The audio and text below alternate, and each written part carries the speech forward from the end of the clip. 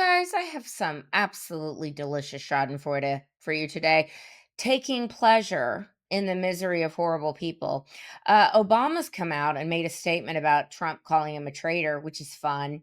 And then we're also going to talk about Hunter Biden's delicious meltdown that he had. And finally, we're going to discuss the latest in the Epstein saga. So stick around for all that today on the Angela Box Show. Hello, my name is Angela Box. Show your personality.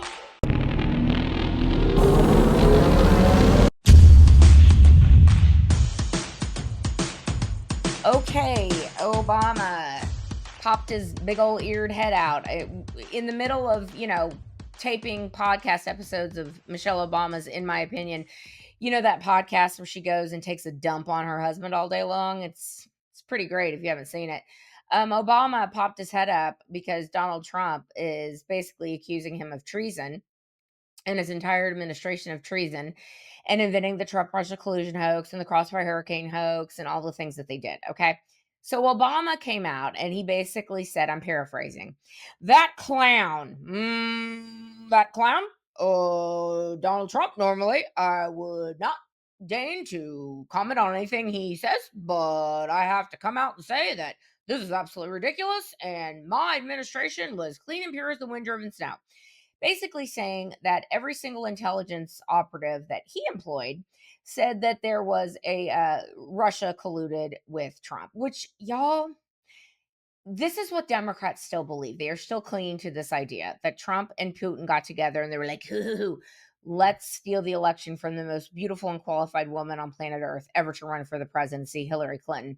Obviously that didn't happen. And we now have intelligence that Tulsi Gabbard has declassified that said that not only did that not happen, but there were intelligence officials like raising the alarm saying, why are you saying this? And they were shut down. So Obama, you obviously committed treason. And when will you brain trusts figure out that Trump does not say things out of his butt? Okay. Like he may speak off the cuff and he may say things that were like, ooh, I wish you would have said that differently.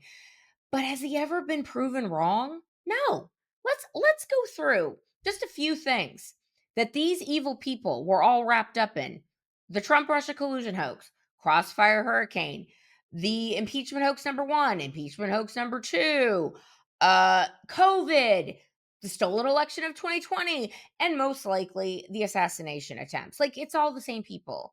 So if a handful of people, relatively small number of people, were in charge of doing all these things, how quick are we going to start to see whistleblowers come forward? In fact, Tulsi Gabbard has said, yeah, we've got some Obama administration whistleblowers who are already singing. So Obama, you can sit in your ivory tower, or you can go on your very beautiful wife's podcast and discuss how great your marriage is all day long. It is not going to change the fact that you were the architect of all this. And all you media types that sat there and ran cover for these traitors, you're going to be wrapped up in this too. So it's going to be a case of who can run to the DOJ first and get the best deal, because that's what's going to be happening, because Trump does not say things willy-nilly. Put bank on it, ladies and gentlemen. So Obama, you can put out as many little statements as you want to. It's not going to change the fact that you're up to your sizable ears in this, and I love it. Okay, next, let's discuss Hunter Biden's delicious little meltdown. I'm gonna summarize the interview he did on some guy's podcast. I don't know what it's called. It doesn't matter. Let's insert a little video of Hunter Biden just kind of losing his mind a little bit. I don't have to be nice. Number one, I agree with Quentin Tarantino. George Clooney is not a actor. He is a I don't know what he is. You. What do you have to do with anything? Why do I have to listen to you? What right do you have to step on a man who's given 52 years of his life to the service of this country and decide that you, George Clooney, are going to take out basically a full-page ad in the New York Times to undermine the president at a time in which, by the way, what do people care about the most? Why do you think that the Republicans have an advantage over us? Because they're unified. They will go along with anything. I wasn't asking anybody to go along with anything. I was asking people to go along with this. The most successful administration in my lifetime. Okay, so basically, he wants you all to think that there was nothing wrong with Puddinhead, aka his dad, aka the ostensible president of the United States, the guy that didn't know who was running the auto pen, and he admitted that last week, and he had no idea what it was going on half the time. He literally admitted this. But Hunter Biden wants you to think that Joe Biden was as with it as he ever was. And, he just stepped down because, he just thought Kamala Harris would do a bit better job. And Senator Knee Pads was as sharp as a tack, too. And just, nobody better to run for the Democrat nomination. Obviously, this is all crap and this is all BS. And I would like to let Hunter Biden know that he should probably put out an X post or a public post pretty soon that says that he's not suicidal, because the Hunter Biden laptop isn't going away, and your pardon that your daddy allegedly wrote for you is not going to go away. And when we come to find out that Joe Biden was using the auto pen for all of these pardons, those pardons are going to be null and void. So if I were you, Hunter Biden, instead of defending the indefensible, I would be maybe hightailing it over to the DOJ and trying to cut a deal for yourself, because I know you're not suicidal.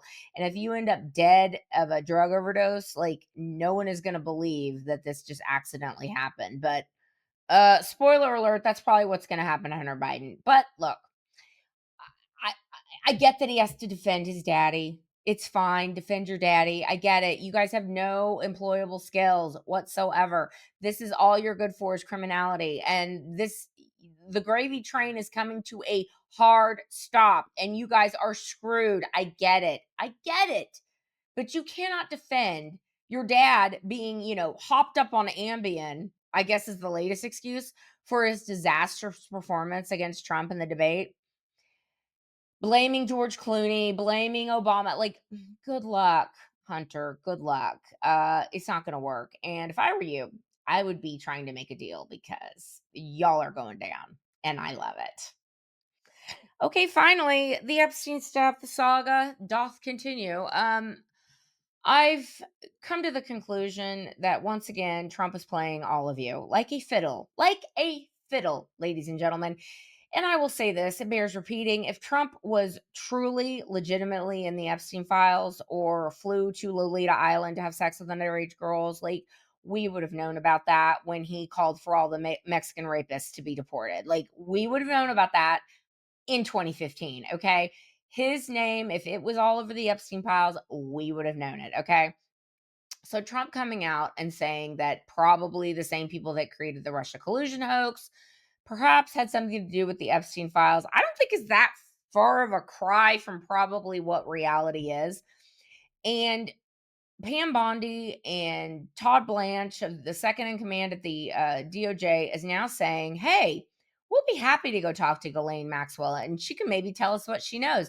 Because wouldn't it be good to hear it from the horse's mouth, if you will?